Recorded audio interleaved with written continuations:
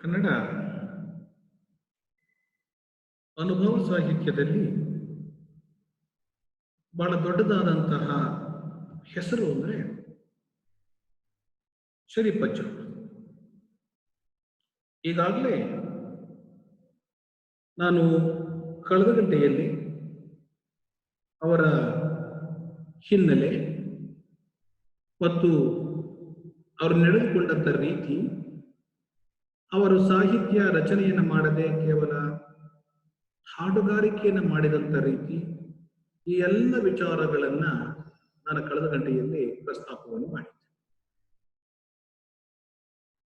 ಈ ಕವನವನ್ನು ನಾನು ಮಾನವ ಸೌಹಾರ್ದತೆಯ ಹಿನ್ನೆಲೆಯಲ್ಲಿ, ವಿವಿಧತೆಯಲ್ಲಿ ಏಕತೆಯನ್ನು ಗುರುತಿಸತಕ್ಕಂತಹ,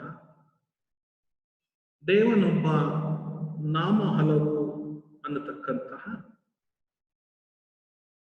ಅನುಭಾವಿಕ ನೆಲೆಯಲ್ಲಿ ಈ ಪದ್ಯ ಭಾಗವನ್ನ ಗುರುತಿಸ್ತಕ್ಕಂಥ ಕೆಲಸವನ್ನ ಮಾಡ್ತೀವಿ. ಈಗಾಗಲೇ ಪ್ರಸ್ತಾಪ ಮಾಡಿರೋ ಹಾಗೆ ಶರೀಫ್ರು ಧಾರವಾಡದಲ್ಲಿ ಶರಣೆಯೊಂದಿಗೆ ನಡೆದುಕೊಂಡು ಬರತಕ್ಕಂಥ ಸಂದರ್ಭದಲ್ಲಿ ಕುಂಬಾರ ಬಸಪ್ಪನ ಮಗಳಾದ ಬಸಮ್ಮನಿಗೆ ಈ ಗಿರಣಿಯನ್ನ ತೋರಿಸುತ್ತಾ, ಗಿರಣಿಯ ವಿಸ್ತಾರತೆಯ ವೈವಿಧ್ಯತೆಯನ್ನ ತೋರಿಸುತ್ತಾ, ಸ್ಥಳದಲ್ಲಿಯೇ ಈ ಪದ್ಯ ಭಾಗವನ್ನ ರಚಿಸಿದರು ಹೇಳಲ್ಲ, ಹಾಡಿ ತೋರಿಸಿದಿರತಕ್ಕಂಥದ್ದು ನಮ್ಗೆಲ್ರಿಗೂ ಕೂಡ ಗೊತ್ತಿರತಕ್ಕಂತಹ ಒಂದು ವಿಚಾರ.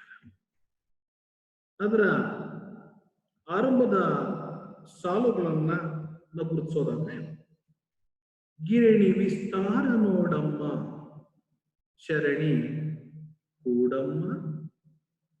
ಈ ಸಾಲು ಅನೇಕ ಅರ್ಥಗಳಿಗೆ ಸಾಕ್ಷೀಭೂತವಾಗಿದೆ. ಯಾವುದೋ ಒಂದು ಹೊಸ ವಸ್ತುವನ್ನು ನೋಡಿದಾಗ ಆ ವಸ್ತುವಿನ ಬಗ್ಗೆ ಸಹಜವಾಗಿ ನಮಗೆ ಕೌತುಕ, ವಿಸ್ಮಯ, ಉದ್ಗಾರ ಸಹಜವಾಗಿ ನಮ್ಮಲ್ಲಿ ಬರ್ತಾ ಹೋಗುತ್ತೆ. ಸಹಜವಾಗಿ ಬರಬಹುದಾಗಿರತಕ್ಕಂಥ ಭಾವನೆ. ಹಾಗೆ ಈ ಮೊದಲಿನ ಎರಡು ಸಾಲಲ್ಲಿ ಗಿರಣಿ ವಿಸ್ತಾರವ ನೋಡಮ್ಮ, ಈ ಗಿರಣಿಯ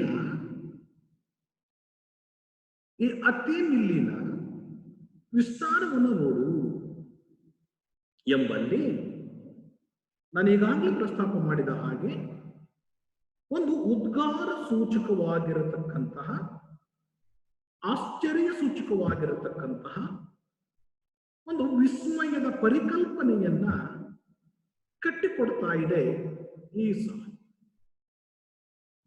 ನಾವು ಪದೇ ಪದೇ ಅನೇಕ ಸಾರಿ ಮಾತನಾಡುವಾಗ ಅಪರೂಪದ ವಸ್ತುವನ್ನ ಕಂಡಾಗ ಅದರ ಬಗ್ಗೆ ನಮಗೆ ಸಹಜವಾಗಿ ಅನೇಕ ಕಲ್ಪನೆಗಳು, ವಿವಿಧ ರೀತಿಯಾದ ವಿಸ್ಮಯಾಧಾರಿತ ಭಾವನೆಗಳು ತಟ್ಟಂತ ಗೋಚರವಾಗುತ್ತದೆ. ಇಲ್ಲೂ ಕೂಡ ಉತ್ತರ ಕರ್ನಾಟಕದ ಭಾಗದಲ್ಲಿ ಕೈಮಗ್ಗದ ನೂಲುಗಳಿಂದ ಬಟ್ಟೆ ನೇಯ್ತಾ ಇರತಕ್ಕಂಥ ಸಾಮಾನ್ಯವಾದ ಮಿಲ್ಲುಗಳನ್ನು ನೋಡಿದಂತ ಶರೀಫಜ್ಜ ಈ ಬೃಹದಾಕಾರವಾಗಿರತಕ್ಕಂತಹ ಗಿರಣಿಯನ್ನು ನೋಡಿದಾಗ ಅವರಿಗೆ ಸಹಜವಾಗಿ ವಿಸ್ಮಯ, ಅಯ್ಯೋ ಅನ್ನತಕ್ಕಂಥ ಅದ್ಭುತದ ಪರಿಕಲ್ಪನೆ ಇಲ್ಲಿ ಬರಲಿಕ್ಕೆ ಸಾಧ್ಯತೆ ಇದೆ. ಇಲ್ಲಿ ಮತ್ತೊಂದು ನಾವು ಗಮನಿಸಬೇಕಾಗಿರೋದು, ಶರಣಿ ಕೂಡಮ್ಮ, ಶರಣಿ ಅನ್ನತಕ್ಕಂಥ ಪದವನ್ನ ನಾವು ಎರಡು ರೀತಿಯಾಗಿ ಅರ್ಥೈಸಿಕೊಳ್ಳಬಹುದು. ಒಂದು ಭಾಷಿಕ ನೆಲೆಯಲ್ಲಿ, ಮತ್ತೊಂದು ಭಾಷಿಕ ನೆಲೆಯಲ್ಲಿ, ಮತ್ತೊಂದು ಲಿಂಗಾಧಾರಿತ ನೆಲೆಯಲ್ಲಿ ಈ ಪದವನ್ನು ನಾವು ಅರ್ಥೈಸಬಹುದು. ಈ ಶರಣಿ ಅನ್ನತಕ್ಕಂಥ ಪದವನ್ನ ನಾವು ಭಾಷಿಕ ನೆಲೆಯಲ್ಲಿ ಹೇಗೆ ಅರ್ಥೈಸಬಹುದು ಅನ್ನೋದಾದ್ರೆ, ಉತ್ತರ ಕರ್ನಾಟಕದಾಗ ಆಕಾರ ಮತ್ತು ಏಕಾರ ಅಂತ್ಯವಾದ ಶಬ್ದಗಳನ್ನು ಕಾಣಲಿಕ್ಕೆ ಸಾಧ್ಯ ಇಲ್ಲ. ಬಹುತೇಕವಾದ ಎಲ್ಲ ಶಬ್ದಗಳು ಈಕಾರ ಅಂತ್ಯವಾಗಿ ಆಗ್ತವೆ. ಆ ಕಾರಣಕ್ಕೆ ಅದು ಶರಣ ಅನ್ನುವ ಪದ ಶರಣಿ ಅಂತ ಆಗಿರಬಹುದು. ಇನ್ನೊಂದು, ನಾವು ಈಗಾಗಲೇ ಪ್ರಸ್ತಾಪ ಮಾಡಿರುವ ಹಾಗೆ ಕುಂಬಾರ ಬಸಪ್ಪನ ಮಗಳಾದ ಬಸಮ್ಮನಿಗೆ ಈ ಗುಡಿ, ಈ ಗಿರಣಿಯ ತೋರಿಸುತ್ತಾ ಹೇಳುತ್ತಿರುವ, ವರ್ಣಿಸುತ್ತಿರತಕ್ಕಂತಹ ಅಜ್ಜ ಶರಣಿ ಅನ್ನತಕ್ಕಂಥ ಪದವನ್ನ ಲಿಂಗ ಸೂಚಕವಾಗಿಯೂ ಕೂಡ ಕರೆದಿರಬಹುದು. ಅಲ್ಲಿ ಒಂದು ಕೂಡಮ್ಮ ಅಂದ್ರೆ, ಒಂದು ಕೂಡಮ್ಮ ಅನ್ನತಕ್ಕಂಥ ಶಬ್ದ ಗ್ರಾಮೀಣ ಭಾಗದಲ್ಲಿ ಕಂಡು ಬರಬಹುದಾಗಿರತಕ್ಕಂತಹ ಒಂದು ಶಬ್ದ ಆಗಿದೆ. ನಾವೇನ್ ಮಾಡ್ತೀವಿ, ಯಾರು ಬಂದ್ರೆ ಬನ್ನಿ, ಶಿಷ್ಟ ಭಾಷೆಯ ಪರಿಭಾಷೆಯಂತೆ ಕುಳಿತುಕೊಳ್ಳಿ ಅನ್ನತಕ್ಕಂಥ ಪದವನ್ನು ನಾವು ಬಳಸ್ಕೊಂಡಿಲ್ಲ. ನಾವೇನ್ ಕರಿತೀವಿ, ಬನ್ನಿ, ಕುಂತ್ಕೊಳ್ರಿ, ನಿಂತ್ಕೊಳ್ರಿ, ಕೂಡ್ರಿ, ಈ ತರದ ಗ್ರಾಮೀಣ ಭಾಷೆಯ ಪದಗಳನ್ನ ನಾವು ಬಳಕೆಯನ್ನು ಮಾಡ್ತೀವಿ. ಹಾಗೆ ಇಲ್ಲೂ ಕೂಡ ಶರಣೆ, ಕೂಡು, ಕುಳಿತುಕೋ, ಕುಳಿತುಕೊಂಡು ನಾನು ಹೇಳುವ ಈ ಗಿರಣಿಯ ಕಥೆಯನ್ನು ಕೇಳು ಅಂತ ಹೇಳಿ ಶರೀಫರು ಆ ಗಿರಣಿಗೆ ಬೆರಗಾಗಿ ಆ ಶರಣೆಗೆ ಹೇಳ್ತಾ ಇರೋ ಹಾಗೆ ಕಾಣಿಸುತ್ತೆ. ನಾವು ಶರಣೆ ಅನ್ನತಕ್ಕಂತಹ ಪದವನ್ನು ಯಾಕೆ ನಾವು ಬಳಸ್ತೀವಿ ಅಂದ್ರೆ, ಉತ್ತರ ಕರ್ನಾಟಕದ ಭಾಗದಲ್ಲಿ ನೇಕಾರಿಕೆಯನ್ನು ಮಾಡತಕ್ಕಂಥವರು ಬಹುತೇಕವಾಗಿ ಸ್ತ್ರೀಯರೇ ಆಗಿತ್ತು. ಮಗ್ಗವನ್ನ, ನೂಲನ್ನ ನೇಯುವಂಥದ್ದು. ಹಾಗೆ ಇಲ್ಲಿ ಶರೀಫಜ್ಜ 1880ರ ದಶಕಗಳಲ್ಲಿ ಮೊದಲ ಬಾರಿಗೆ ಗಿರಣಿ ಒಂದು ಧಾರವಾಡಕ್ಕೆ ಬಂದಾಗ ಅದು ಹತ್ತಿಯನ್ನ ಬಿಡಿಸುವ, ನೂಲನ್ನ ಸಿದ್ಧಪಡಿಸುವ ಯಂತ್ರ. ಈ ಯಂತ್ರದಿಂದ ಮಾಡಿದಂತಹ ಬಟ್ಟೆ ಆ ಮಿಲ್ಲಿಗೆ ವರ್ಗಾವಣೆ ಆಗತಕ್ಕಂಥದ್ದನ್ನ ವಿಸ್ಮಯದ ರೀತಿಯಲ್ಲಿ ಕಂಡು ಗೃಹ ಕೈಗಾರಿಕೆಗಳ ಬದಲಾಗಿ ಯಂತ್ರ ಕೈಗಾರಿಕೆಗಳಾಗಿ ವರ್ಗಾವಣೆಗೊಳ್ಳುವ ಸಂಕ್ರಮಣತೆಯನ್ನು ಪ್ರಸ್ತಾಪನೆ ಮಾಡ್ತಿದ್ದಾರೆ. ಅಂದ್ರೆ ಏನು? ಗೃಹ ಕೈಗಾರಿಕೆಗಳು ಮುಚ್ಚಿ ಯಂತ್ರ ಕೈಗಾರಿಕೆಗಳು ಆರಂಭವಾಗುವ ಸಂಧಿ ಅಥವಾ ಸಂಕ್ರಮಣಾವಸ್ಥೆಯ ಕಾಲಘಟ್ಟವನ್ನು ಕೂಡ ಇವರಲ್ಲಿ ಪ್ರಸ್ತಾಪಿಸ್ತಾ ಇದ್ದಾರೆ. ಈ ಆಧುನಿಕ ಮಿಲ್ಲಿಗೆ ಗ್ರಾಮೀಣ ಜನತೆ, ಅದರಲ್ಲೂ ವಿಶೇಷವಾಗಿ ಸ್ತ್ರೀ ವರ್ಗ ವಿಸ್ಮಯಗೊಂಡಿರತಕ್ಕಂಥದ್ದನ್ನ ಶರೀಫರು ಹೇಳತಕ್ಕಂಥ ಕೆಲಸವನ್ನ ಮಾಡ್ತಾ ಇದ್ದಾರೆ. ಏಕೆಂದ್ರೆ ಅಕ್ಷರ ವಂಚಿತ ಮುಕ್ತ ಜನಗಳು ಏನಿದ್ರು ಅವರಿಗೆ ಈ ಯಂತ್ರದ ಸೃಷ್ಟಿ, ಯಂತ್ರ ಮಾಡಲ್ಪಡಬಹುದಾದ ಕಾರ್ಯ ವಿಧಾನವನ್ನು ಹೇಳುವುದರ ಜೊತೆಗೆ ಅತಿ ವಿಸ್ಮಯೀಕೃತವಾಗಿರತಕ್ಕಂಥ ದೇವರಿಂದ ರಚನೆಯಾಗಿರತಕ್ಕಂತಹ ನಮ್ಮ ಈ ಶರೀರದ ರಚನಾ ಸ್ವರೂಪವನ್ನು ಕೂಡ ಜೊತೆಯಲ್ಲಿ ಬೆರೆಸಿ ಹೇಳತಕ್ಕಂತಹ ಕೆಲಸವನ್ನ ಇವರು ಮಾಡಿದ್ದಾರೆ. ಇನ್ನು ಮುಂದುವರೆದ ಹಾಗೆ ಧರಣಿ ಪತಿಯು ರಾಣಿ ಕರುನಾಟ ರಾಜ್ಯಕ್ಕೆ ತರಿಸಿದ ಘನ ಚೋದ್ಯಮೋ ಚೀನಾದ ವಿದ್ಯವು. ಇಲ್ಲ ನಾವು ಏನನ್ನು ಗಮನಿಸಬೇಕಾಗ್ತದೆ? ಧರಣಿ ಪತಿಯು ರಾಣಿ, ಧರಣಿ ಪತಿಯು ರಾಣಿ, ಈ ಭೂಮಿಗೆ ಒಡೆಯನಾಗಿರತಕ್ಕಂತಹ ರಾಣಿ. ರಾಣಿ ಅಂದ್ರೆ ನಾವು ಗಮನಿಸ್ಕೊಳ್ಬೇಕಾಗ್ತದೆ, 18ನೇ ಶತಮಾನದಲ್ಲಿ ರಚನೆಯಾಗಿರತಕ್ಕಂಥ ಈ ಕಾವ್ಯಭಾಗ ಅಷ್ಟೊತ್ತಿಗಾಗಲೇ ಸಮಸ್ತ ಭಾರತವು ಬ್ರಿಟಿಷ್ ರಾಣಿಯ, ವಿಕ್ಟೋರಿಯಾ ರಾಣಿಯ ಆಧಿಪತ್ಯದ ಅಡಿಯಲ್ಲಿ ಬಂದು ಸೇರ್ಕೊಂಡಿತ್ತು. ಆ ವಿಕ್ಟೋರಿಯಾ ರಾಣಿ ಆಧಿಪತ್ಯಕ್ಕೆ ಸೇರ್ಕೊಂಡ ಮೇಲೆ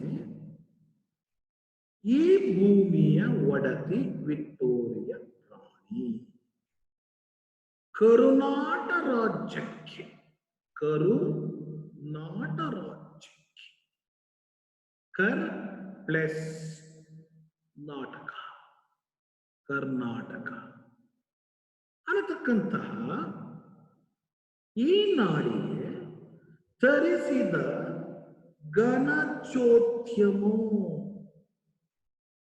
ಅಂದ್ರೆ ಏನು? ಇಂತಹ ವಿಸ್ಮಯಕಾರಿಯಾಗಿರತಕ್ಕಂತಹ, ಚೋದ್ಯವಾಗಿರತಕ್ಕಂತಹ ಈ ಮಿಲ್ಲನ್ನ ತರಿಸಿಕೊಟ್ಟಿದ್ದು ವಸಾಹತುಶಾಹಿಯ ಪ್ರಭುತ್ವದ ನೇತಾರನೇ ಆಗಿರತಕ್ಕಂಥ ವಿಕ್ಟೋರಿಯಾ ರಾಣಿ ಅಲ್ವಾ? ಆದರೆ ಅದರ ಒಳಗಿರುವಂಥದ್ದು ಯಾವುದು? ಮೂಲ ಜ್ಞಾನ ಚೀನಾ ದೇಶದ್ದು. ಅಂದ್ರೆ ಇಲ್ಲಿ ಶರೀಫರಲ್ಲಿರಬಹುದಾಗಿರತಕ್ಕಂಥ ವಿಶೇಷವಾದ ಚಿಂತನ ಕ್ರಮ ಇದೆಯಲ್ಲ, ಅದು ಬಹಳ ತಾತ್ವಿಕತೆಯಿಂದ ಕೂಡಿದೆ. ಹೇಗೆ? ಚೀನಾದ ವಿದ್ಯಮೋ ಅಂತ ಯಾಕೆ ಕರಿತೀವಿ? ಅವರು ಬಿಸಿ ಟೀ ಕಪ್ಪಿನ ಒಳಗೆ ರೇಷ್ಮೆ ಗೂಡು ಬಿದ್ದಾಗ ಅದನ್ನೆತ್ತುವಾಗ ಬಂದ ಎಳೆಗಳೆಲ್ಲವನ್ನ ದಾರವನ್ನಾಗಿಸಿಕೊಂಡು ಬಟ್ಟೆ ನೇಯುವ ಆವಿಷ್ಕಾರದ ವಿದ್ಯೆ ಚೀನಾದಲ್ಲಿ ಹುಟ್ಟಿತು ಅನ್ನತಕ್ಕಂಥದ್ದು ಜನಜನಿತವಾಗಿರತಕ್ಕಂಥ ಸಂಗತಿ. ಅದಕ್ಕೆ ನಾವು ಕೂಡ ಹಾಗೆ ಅದನ್ನ ತಿಳ್ಕೊಂಡಿದ್ದೀವಿ. ಆದರೆ ನಾವಿದನ್ನ ಅನುಭಾವಿಕ ಹಿನ್ನೆಲೆಯಲ್ಲಿ ಅರ್ಥೈಸಿಕೊಳ್ಳೋದಾದ್ರೆ, ಧರಣಿಯ ಪತಿ ಶಿವ, ಧರಣಿಯ ಪತಿ ಶಿವ, ಆತನ ರಾಣಿ ಶಿವೆ, ಅದು ಪಾರ್ವತಿ. ಕರುನಾಟ ರಾಜ್ಯಕ್ಕೆ ತರಿಸಿದ ಘನಚೋದ್ಯಮೋ. ಘನ ಅಂದ್ರೆ ವಚನಕಾರರಲ್ಲಿ ಘನ ಅಂತಕ್ಕಂಥ ಶಬ್ದಕ್ಕೆ ಶಿವನನ್ನ ಅವರು ಇಟ್ಕೊಂಡು ಹೇಳಿದ್ದಾರೆ. ಗೊತ್ತಾಯ್ತಲ್ಲ? ಏಕೆಂದ್ರೆ ಘನ ಅನ್ನತಕ್ಕಂಥದ್ದನ್ನ ಅವರು ಶಿವನಿಗೆ ಹೇಳತಕ್ಕಂಥ ಕೆಲಸವನ್ನ ಮಾಡಿದ್ದಾರೆ. ಹಾಗಾಗಿ ಇದನ್ನ ನಾವು ಈ ರೀತಿಯಾಗಿಯೂ ಕೂಡ ಅರ್ಥೈಸಿಕೊಳ್ಳಬಹುದು. ಅಂದ್ರೆ ಈ ಭೂಮಿಗೆ ಒಡೆಯ ಶಿವ, ಅವಳ ವಾಣಿಪತಿ ಶಿವೆ, ವಚನ ಸಾಹಿತ್ಯದಲ್ಲಿ ಅಂದ್ರೆ ರೇಷ್ಮೆಯ ವಸ್ತ್ರಗಳನ್ನ ನೇಯತಕ್ಕಂತಹ ಘನಚೋದ್ಯವನ್ನ ಈ ರೀತಿಯಾಗಿ ಶರೀಫರು ಅನುಭಾವಿಕ ನೆಲೆಯಲ್ಲಿಯೂ ಕೂಡ ಅದನ್ನ ನೋಡಿರಬಹುದು ಅನ್ನತಕ್ಕಂತಹ ಮಾತನ್ನ ನಾನಿಲ್ಲಿ ನಿಮ್ಮೊಟ್ಟಿಗೆ ಉಲ್ಲೇಖಿಸ್ತಾ ಇದ್ದೀನಿ. ಒಳಗೊಂದು ಬೇರೆ ಆಕಾರ, ತಿಳ್ಕೋ ಚಮತ್ಕಾರ. ಒಳಗೊಂದು ಬೇರೆ ಆಕಾರ, ದನಿಗಳೊಂಬತ್ತು ಚಕ್ರ ಸುಳಿವ ಸೂತ್ರಧಾರ, ದಳಗಳೊಂಬತ್ತು ಚಕ್ರ ಸುಳಿಯುವ ಸೂತ್ರಧಾರ, ಲಾಳಿ ಮೂರು ಕೊಳವೆಯೋಳು ಎಳೆ ತುಂಬಿದಾದರೂ. ಇಲ್ಲಿ ನಾವು ಮೊದಲ ಆರಂಭಿಕ ಭಾಗದ ಎರಡು ಸಾಲುಗಳು ಏನಪ್ಪಾ ಅಂದ್ರೆ, ಒಳಗೊಂದು ಬೇರೆ ಆಕಾರ ತಿಳಿದುಕೋ ಚಮತ್ಕಾರ.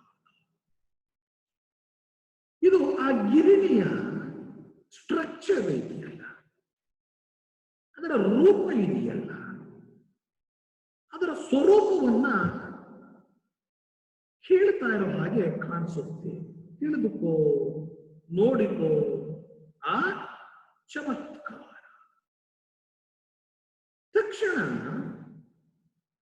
ಅದೇ ಒಳಗೊಂದು ಬೇರೆ ಆಕಾರ, ದಳಗಳೊಂಬತ್ತು ಚಕ್ರ ಸುಳಿಯುವ ಸೂತ್ರಧಾರ, ಲಾಳಿ ಮೂರು ಕೊಳವೆಯೋ ಎಳೆ ತುಂಬಿತ ಆದರೂ. ಇಲ್ಲಿ ಮಾನವ ಕೃತ ಗಿರಣಿಯನ್ನ ಎರಡು ಸಾಲಲ್ಲಿ ಹೇಳಿದ್ದಾರೆ. ಉಳಿದ ಮೂರು ಸಾಲುಗಳಲ್ಲಿ ದೈವದಿಂದ ನಿರ್ಮಿತವಾಗಿರುವ ದೈವ ಕೃತ ಶರೀರದ ಕಲ್ಪನೆಗಳನ್ನು ಕೂಡ ಇವರು ಮಾಡಿದ್ದಾರೆ. ಆರಂಭದಲ್ಲಿ ಮಾನವನಿಂದ ನಿರ್ಮಿತವಾಗಿರುವ ಗಿರಣಿಯ ಚಮತ್ಕಾರವನ್ನು ಹೇಳಿದೆ. ಇನ್ನು ಕೊನೆಯಲ್ಲಿ ದೈವದಿಂದ ರಚನೆಯಾಗಿರತಕ್ಕಂತಹ ಈ ಮಾನವ ಶರೀರದ ಗಿರಣಿಯ ಬಗ್ಗೆ ಶರೀಫಜ್ರು ಬಹಳ ಅತ್ಯಂತ ಸೂಕ್ಷ್ಮವಾಗಿ ಯಂತ್ರದೊಟ್ಟಿಗೆ ಹೋಲಿಕೆಯನ್ನು ಮಾಡತಕ್ಕಂಥ ಕೆಲಸವನ್ನು ಮಾಡಿದ್ದಾರೆ. ಏನದು? ಯಂತ್ರಕ್ಕಿಂತ ಮಿಗಿಲಾದಂಥ ದೇಹ ರಚನೆ, ಅನಂತತೆ, ಅಸಹಜತೆಗಳನ್ನ ಬಹಳ ಸೂಚ್ಯವಾಗಿ ಯಂತ್ರ ಸೃಷ್ಟಿ ಮಾಡಿದ ಮಾನವನ ಅಹಮ್ಮಿಕೆಯನ್ನ ಮೀರಿದ ಹಾಗೆ, ಅದಕ್ಕಿಂತಲೂ ವಿಸ್ಮಯವನ್ನು ಬಿತ್ತರಿಸುವ ಹಾಗೆ ಯಂತ್ರದ ಕೃತಕತೆಯನ್ನ, ಆರ್ಟಿಫಿಷಿಯಲ್ ಆ ಯಂತ್ರ ಕೃತಕತೆಯನ್ನ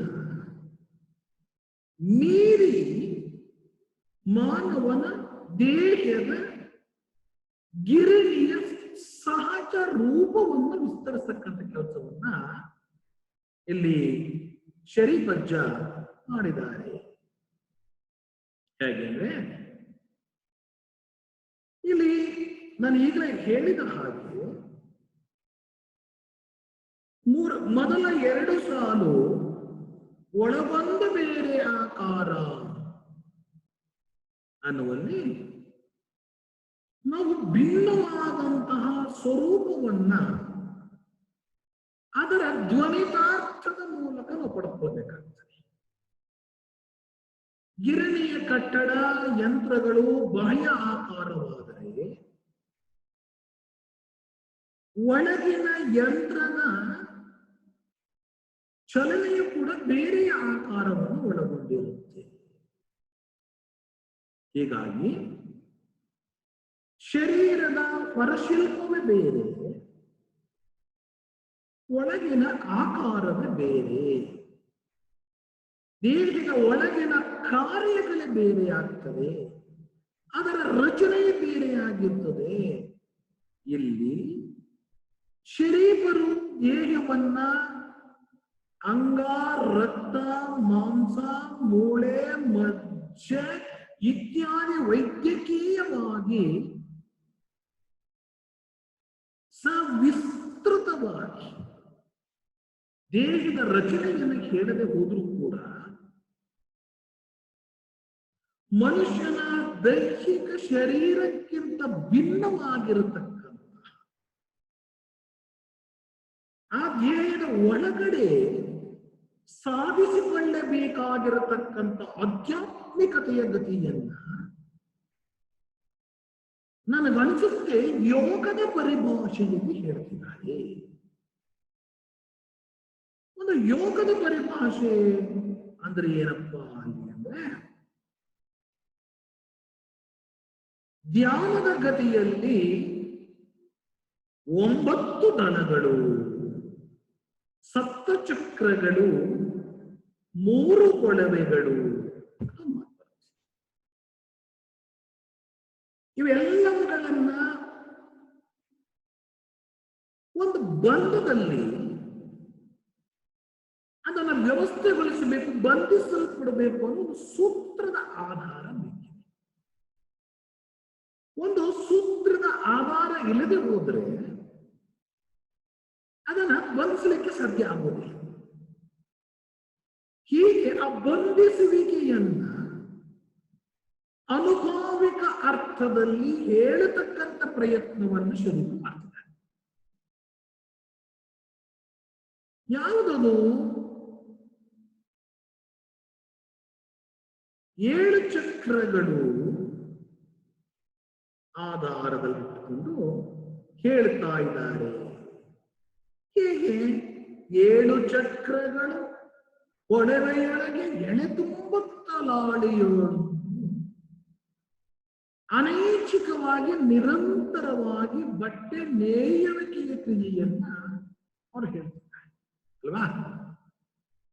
ಅದರ 9 ದಳಗಳು ಅಂದ್ರೆ ಯಾವುದು? ಹೊರಗಡೆ ಒಂದು ಆಕಾರ, ಒಳಗಡೆ ಒಂದು ಆಕಾರ. ಮನುಷ್ಯನಿಗೆ ನವರಂಧ್ರಗಳ ಪರಿಕಲ್ಪನೆ ಇದೆ. ಯಾವುದು ಆ ನವರಂಧ್ರಗಳ ಪರಿಕಲ್ಪನೆ? ಹಾಗೆ ಅಂದ್ರೆ 2 ಕಣ್ಣು, 2 ಮೂಗಿನ ಹೊಳ್ಳೆಗಳು ಮತ್ತು 2 ಕಿವಿಗಳು. 2 ಕಣ್ಣು, 2 ಹೊಳ್ಳೆ, 2 ಕಿವಿಗಳು, ಒಟ್ಟು 6 ಆಯಿತು. ಇನ್ನು 3 ಯಾವುವು ಅಂದ್ರೆ, ಇನ್ನೊಂದು ಬಾಯಿ, ಮತ್ತೊಂದು ಜನನಾಂಗ ಮತ್ತು ಗುದದ್ವಾರ ಅನ್ನತಕ್ಕಂತಹ ಈ ನವರಂಧ್ರಗಳಿದೆಯಲ್ಲ, ಅದಕ್ಕೆ ಹೇಳ್ತಾರೆ ದಳಗಳು 9.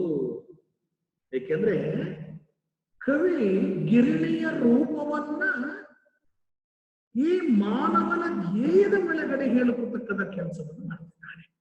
ಗಿರಣಿ ಈ ದೇಹವೂ ಒಂಥರ ಮಿಲ್ಲೆ, ಇದಕ್ಕೂ ಕೂಡ 9 ದಳಗಳಿದ್ದಾವೆ. ಇನ್ನು ಚಕ್ರಗಳು ಹೇಳಿದ್ನಲ್ಲ, ಸುಚಕ್ರ ಹೇಳಿದ್ನಲ್ಲ, ಅವು ಯಾವಪ್ಪ ಅಂದ್ರೆ ಇವು ಮಾನವನ ದೇಹದಲ್ಲಿ ಇರಬಹುದಾಗಿರತಕ್ಕಂಥದ್ದು ಪವರ್ ಸೆಂಟರ್, ಶಕ್ತಿ ಕೇಂದ್ರಗಳು. ಈ ಭೂಮಿಯ ಮೇಲಿರತಕ್ಕಂತಹ ಪ್ರಾಣಿ ಶಕ್ತಿಯೊಂದಿಗೆ ಪ್ರಾಣಿಗಳೊಟ್ಟಿಗೆ ಸಂಪರ್ಕವನ್ನ ಹೊಂದಲು ಬೇಕಾಗಿರತಕ್ಕಂತಹ ಶರೀರದ ಒಳಗಿರುವ, ನಾನೀಗ ನವರಂಧ್ರಗಳನ್ನು ಹೇಳಿದಾಗ ಅವು ಶರೀರದ ಹೊರಭಾಗ, ಆದರೆ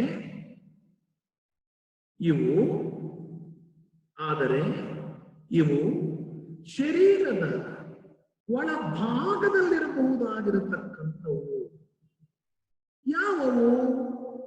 ಸಹಸ್ರಾರ, ಅಜ್ಞಾ, ಸಹಸ್ರಾರ, ಅಜ್ಞಾ, ವಿಶುದ್ಧ, ಅನಾಹತ, ಮಣಿಪುರ, ಸ್ವಾಧಿಷ್ಠಾನ, ಮೂಲಾಧಾರಗಳು. ಇವು ಚಕ್ರಗಳು. ರಿಪೀಟ್ ಮಾಡ್ತೀನಿ. ಸಹಸ್ರಾರ, ಅಜ್ಞಾ, ವಿಶುದ್ಧ, ಅನಾಹತ, ಮಣಿಪುರ, ಸ್ವಾಧಿಷ್ಠಾನ, ಮೂಲಾಧಾರ. ಇವು ಚಕ್ರಗಳು. ಇಲ್ಲಿ ಇವು ಸುಳಿರೂಪದ ನಳಿಗೆಯೋಪಾದಿಯಲ್ಲಿ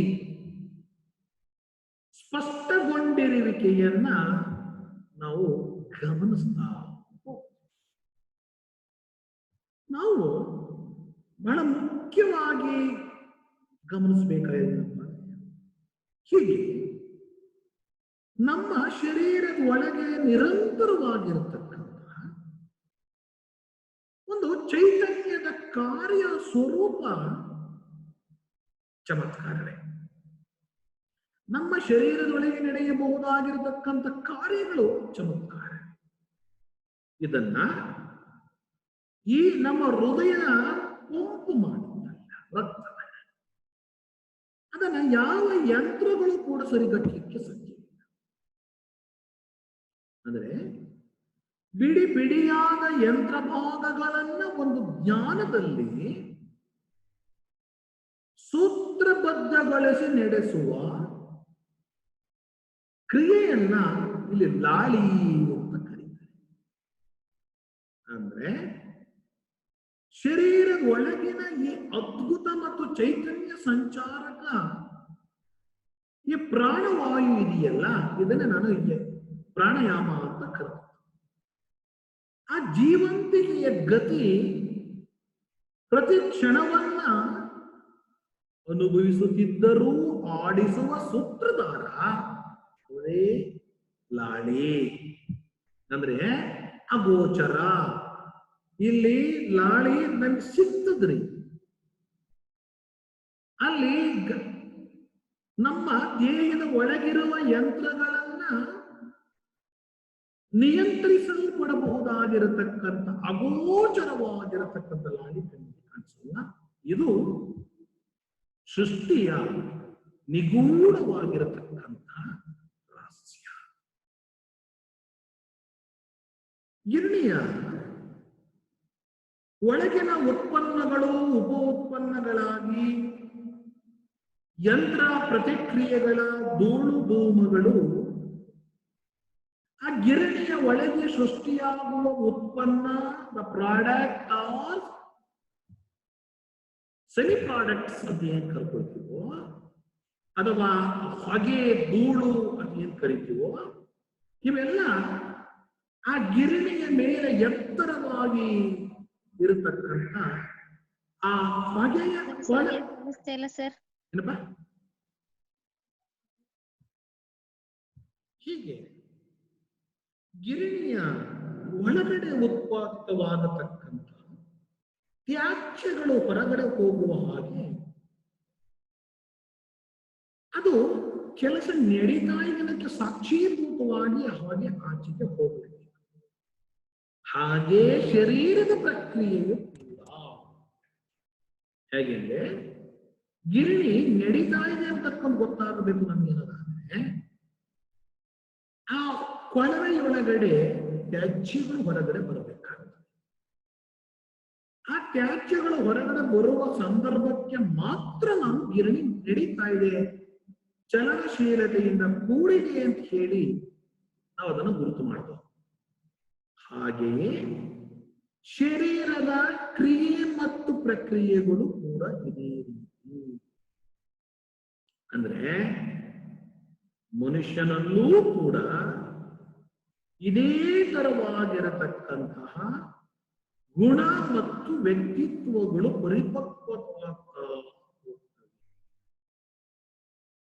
ಹೀಗೆ ನೇಯ್ಗೆಯ ಮೂಲಕ ಎಳೆಯಾಗಿ ಎಳೆಗಳನ್ನ ಕ್ರಮಬದ್ಧವಾಗಿ ಜೋಡಿಸಿ ಘನರೂಪವಾದ ವಸ್ತುವನ್ನು ರಚಿಸುವ ಹಾಗೆ ನಮ್ಮಲ್ಲಿಯೂ ಕೂಡ ಕಾಯ, ವಾಚ, ಮನಸ್ಸು, ಅರ್ಥ, ಪ್ರಾಣ, ಅಭಿಮಾನ, ಈ ದೇಹ, ಮಾತು, ಪ್ರಜ್ಞೆ, ಈ ಅವ್ಯಕ್ತ ಪ್ರತಿಕ್ರಿಯೆಗಳ ಮೂಲಕ ನಮ್ಮ ದೇಹದ ರಚನೆಯೂ ಕೂಡ ಆಗಿರತಕ್ಕಂಥದ್ದನ್ನ ನಾವು ಗಮನಿಸಬಹುದು.